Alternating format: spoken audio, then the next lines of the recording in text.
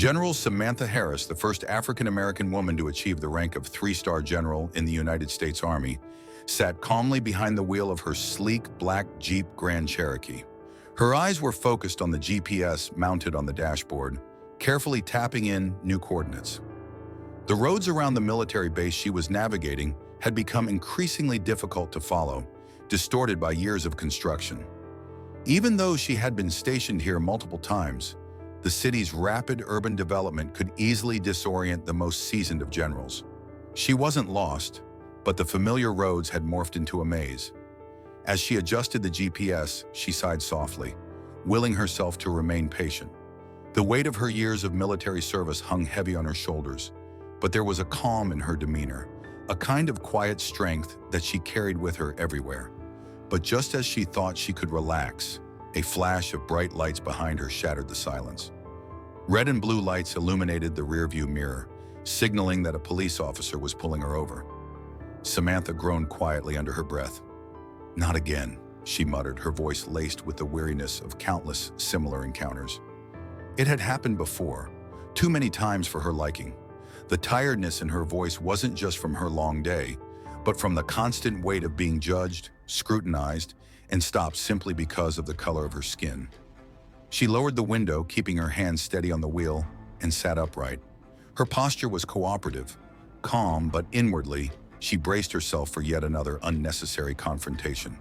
In the back of her mind, she knew exactly what was coming.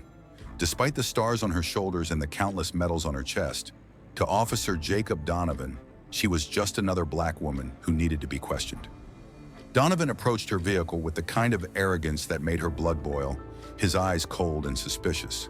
A tall man with a buzz cut, he strode toward her Jeep, his hand resting ominously on his gun belt.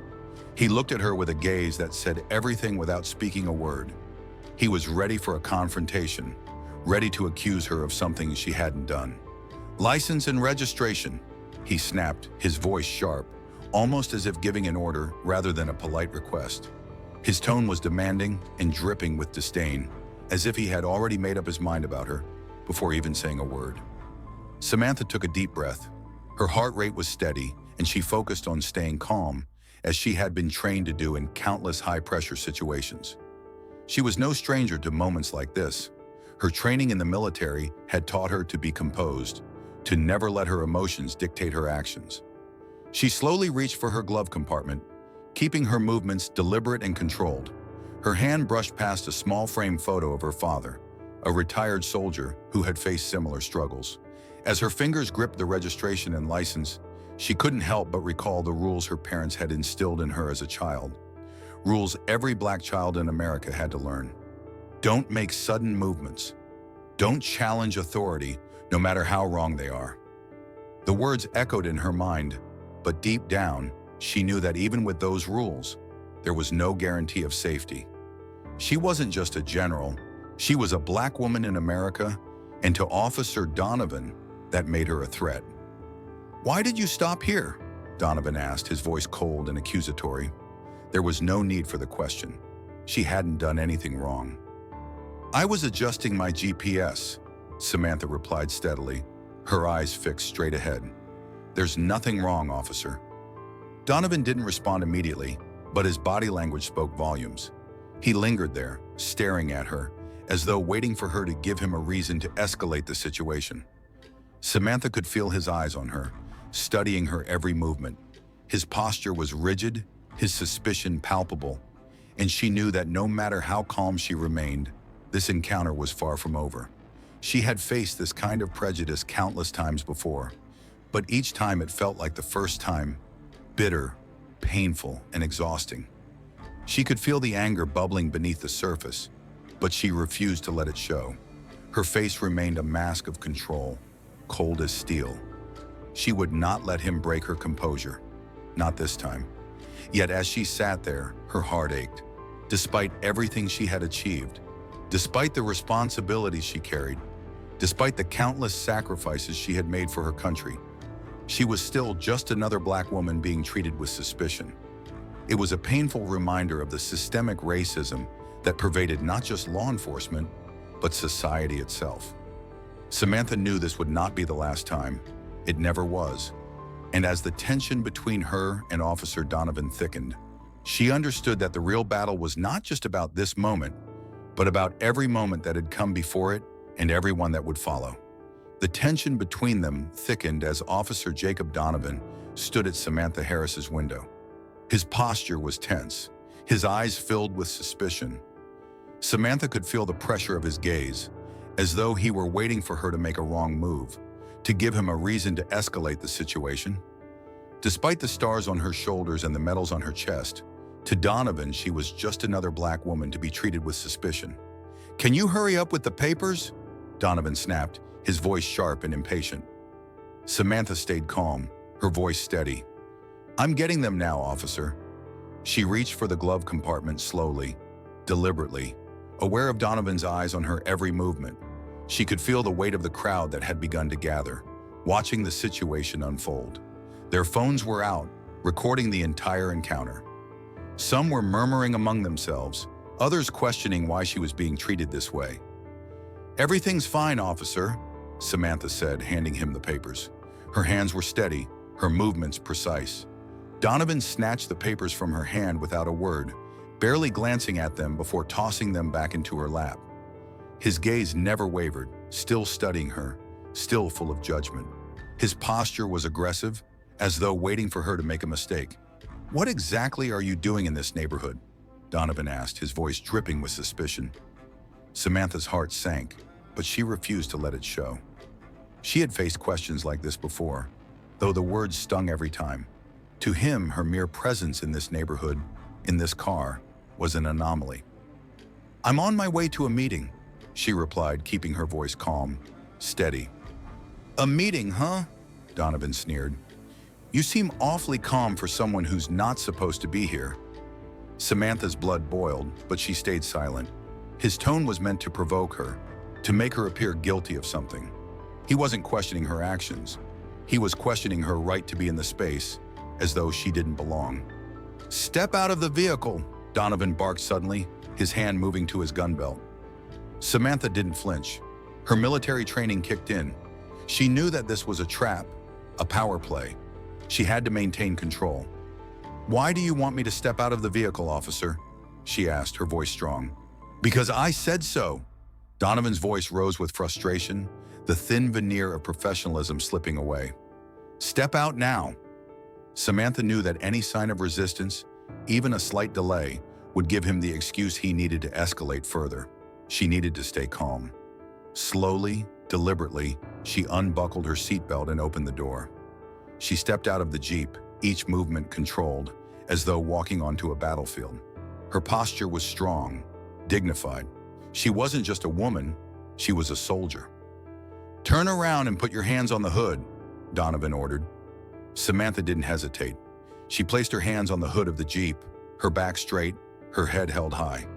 The crowd around them had grown, people whispering, some even shouting in her defense. "She hasn't done anything wrong," one of the onlookers called out. "What's going on?" Samantha remained silent, her eyes forward as though she didn't even notice the crowd. But she could feel the weight of their gaze on her. She knew this would be recorded. She knew the moment was bigger than just her. It was a moment that would be watched by the world. Donovan, however, was growing more agitated. The crowd's attention was rattling him. His anger was rising, his authority slipping away as he realized this encounter was getting out of hand. His voice cracked with frustration as he shouted, "Hands on the hood now!" Samantha didn't flinch. She knew what this was about. It wasn't about her disobeying orders. It was about him trying to prove something. He wasn't just angry at her. He was angry at the world for questioning his authority. She stood there unwavering, a symbol of quiet strength in the face of his aggression. Samantha stood tall, her hands placed firmly on the hood of the Jeep, her back straight, the weight of the crowd's gaze pressing down on her like 1,000 eyes. The tension in the air felt almost unbearable. Donovan was losing control, his frustration growing with every passing second. His voice became sharper, more threatening. "Why are you making this so difficult?" he snapped, his eyes darting nervously between Samantha and the growing crowd. He knew the situation was slipping out of his hands, but his pride wouldn't let him back down. He refused to acknowledge that he had made a mistake, refused to accept the reality that he was in the wrong. "I'm not making this difficult, officer," Samantha replied evenly, her voice calm but laced with authority. "I haven't broken any laws. I'm just trying to get where I need to go." Her words hung in the air, heavy with the weight of truth. She wasn't just speaking to Donovan anymore.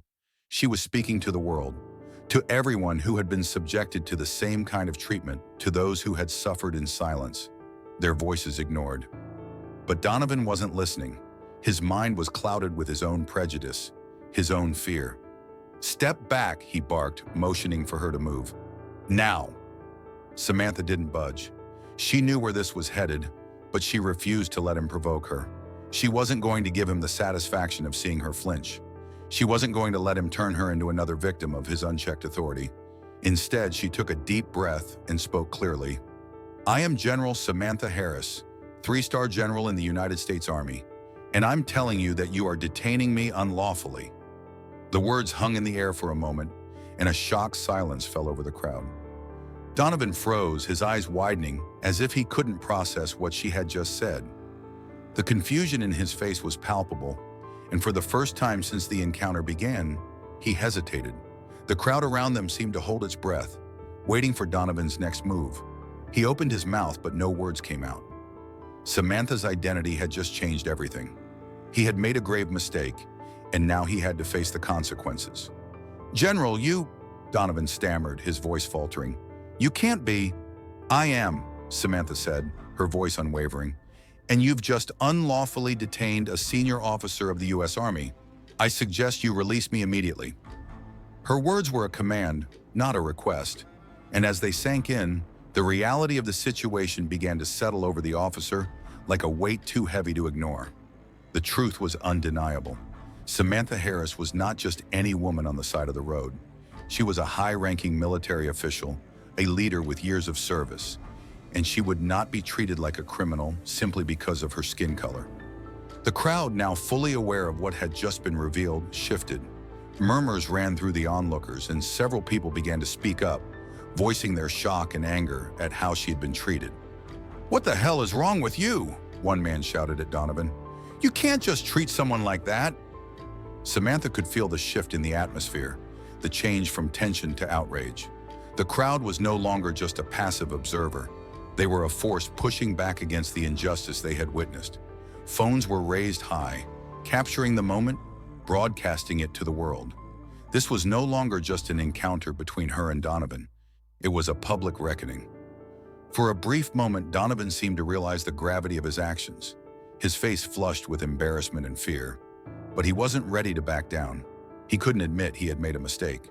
Not yet. Before he could speak, another voice cut through the air. It was Miguel Herrera, a young officer who had been watching the scene unfold from the side. Miguel stepped forward, his own voice steady and full of authority. "Officer Donovan, I can confirm her identity.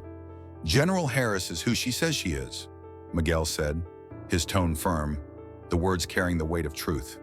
"You need to release her now. You have no right to detain her." The words were a final blow to Donovan's authority. The truth had been laid bare, and there was no way for him to escape it. Miguel's intervention forced the situation to come to a head, and Donovan was left standing there, helpless. He had no excuse, no justification for what he had done. Samantha turned her head just slightly to look at Miguel, her eyes meeting his with a quiet gratitude. He had seen what was happening, and he had acted. It was a small but crucial act of solidarity, one that would turn the tide in her favor. And in that moment, as the weight of the situation finally caught up with him, Officer Donovan knew that his actions would have consequences far beyond this encounter. His career, his reputation, and his future were on the line. He had made the mistake of underestimating the woman in front of him, and now he was going to pay the price for it. The atmosphere had shifted entirely. The crowd that had gathered, once silent observers, now erupted in hushed murmurs, their phones capturing every detail of the unfolding scene. The realization that Samantha Harris was not only an innocent bystander, but a high-ranking general had changed the dynamics completely. Donovan, still standing with his mouth agape, struggled to recover from the shock. He had been caught in a lie, trapped by his own prejudices. The crowd now saw him for what he truly was, an officer abusing his power, letting his biases guide his actions rather than the law. Miguel Herrera, the young officer who had confirmed Samantha's identity, stood beside her, his expression firm, his stance one of unwavering support. The pressure on Donovan was palpable. He knew the world was watching. "General Harris," Miguel said, his voice loud enough for everyone to hear, "I'm sorry for what happened.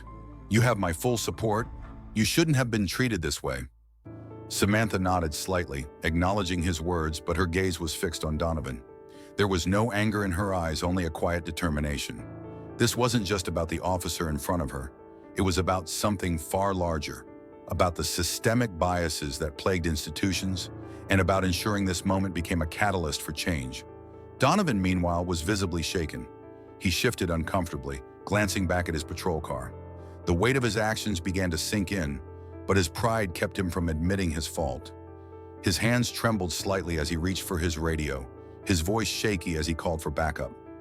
But there was no denying the situation had already escalated far beyond what he could handle.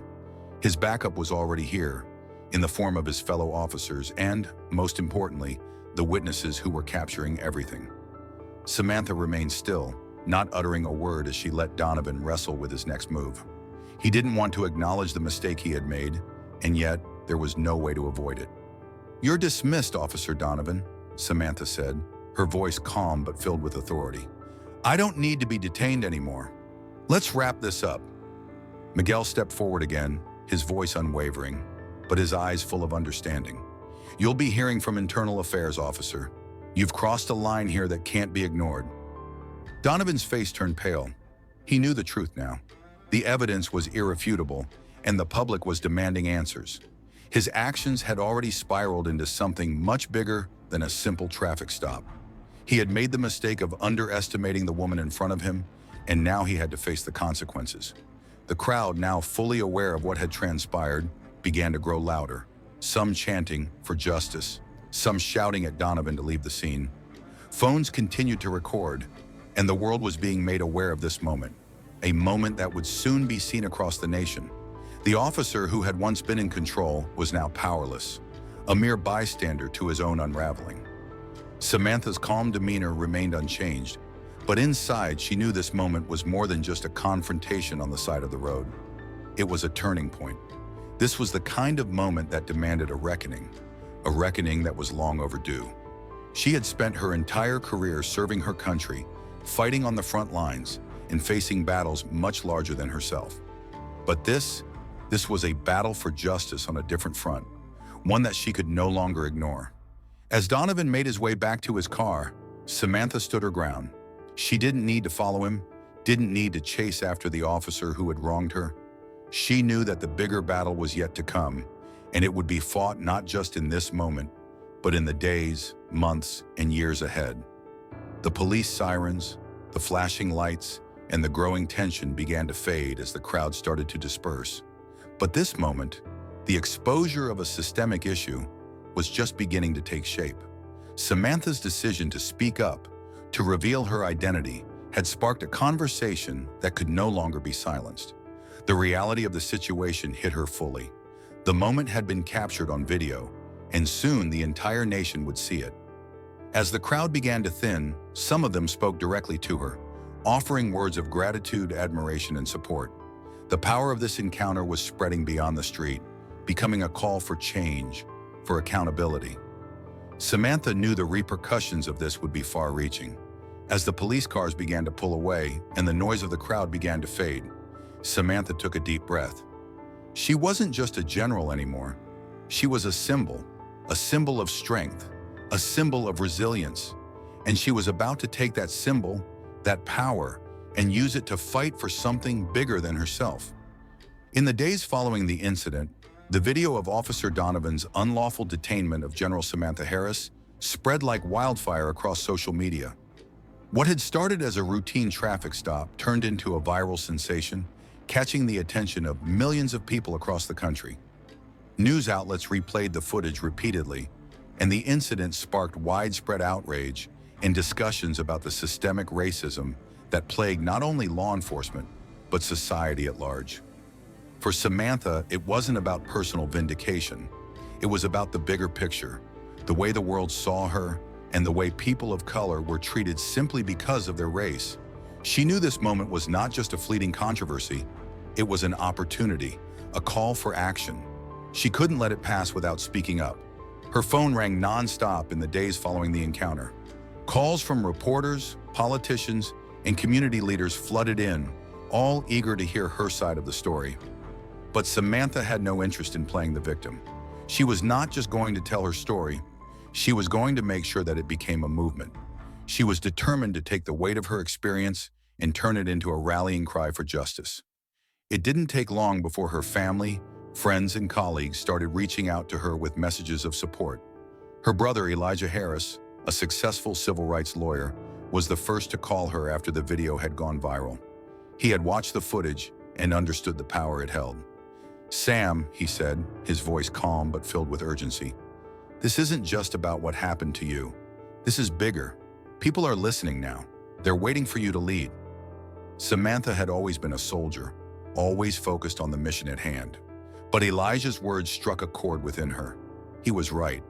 This was no longer just about one unjust stop.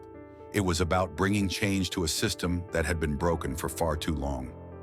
A few days later, Samantha found herself standing in front of a podium, cameras flashing around her. The Pentagon's press room was filled with reporters, their eyes fixed on her. She was ready to address the world, to speak truth to power. And as she stood there, she realized that she was no longer just representing herself. She was speaking for every person who had ever been wronged because of their race, for every person whose voice had been silenced. "My name is General Samantha Harris, and today I stand before you not to talk about my rank or my achievements, but to talk about something far more important. Justice," she began, her voice firm, unwavering. "What happened to me a few days ago is not an isolated incident. It's part of a larger systemic issue that we must address. We cannot ignore the fact that too many people, especially people of color, are treated as if they are guilty before proven innocent. We cannot pretend that this issue doesn't exist." Her words cut through the room like a sharp blade, each sentence building with power, each one delivering a challenge to everyone who had ever been complicit in maintaining the status quo. "I am not the first to face this injustice, and I will not be the last unless we take action. But this must stop now. We must stop tolerating the kind of discrimination that costs lives and dignity. It's time for a change, not just in law enforcement, but in the hearts of those who turn a blind eye to this injustice." Samantha's speech resonated with the thousands watching. Her words were bold, but they were also filled with hope. She knew the road ahead would be difficult. She knew that systemic change would not come easily, but she also knew that her role, the role she had been forced into by this moment, was bigger than any one encounter. She had the power to be the catalyst for something greater. Her speech sparked conversations in Congress, in local governments, and in communities across the nation. Politicians who had long avoided addressing the issue of police brutality and racial inequality were now forced to face it head-on. The public, inspired by Samantha's courage, began demanding action. Protests erupted in cities across the country, peaceful demonstrations calling for justice and reform. In the following weeks, a new bill, the Harris Act, was proposed. It called for nationwide police reform, including mandatory racial sensitivity training for law enforcement, more transparency in the investigation of police misconduct, and greater accountability for officers involved in racial profiling. The bill gained support from across the political spectrum, driven by the immense pressure from the public, from those who had watched Samantha's speech and heard her call for action. But for Officer Donovan, the consequences of his actions were only beginning.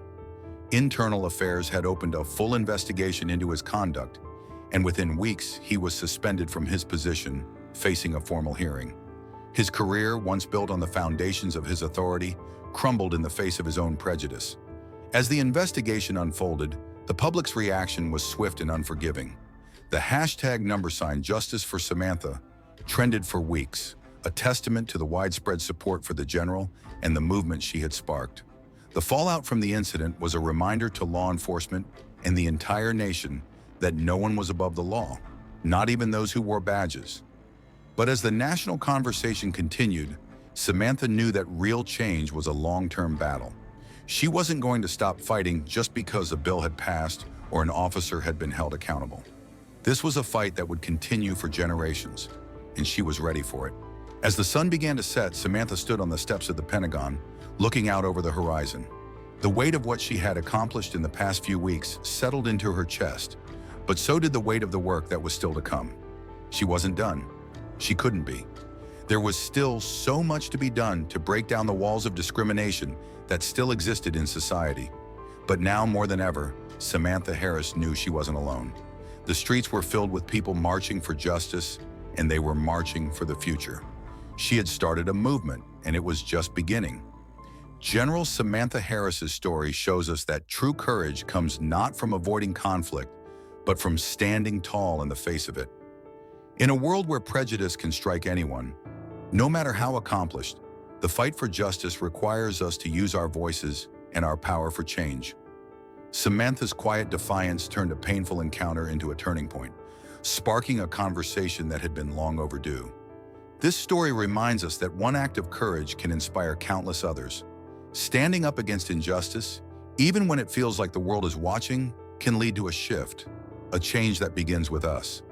It teaches us the importance of solidarity, that together we can confront the forces of inequality and create a future where justice is not just an ideal, but a reality for all.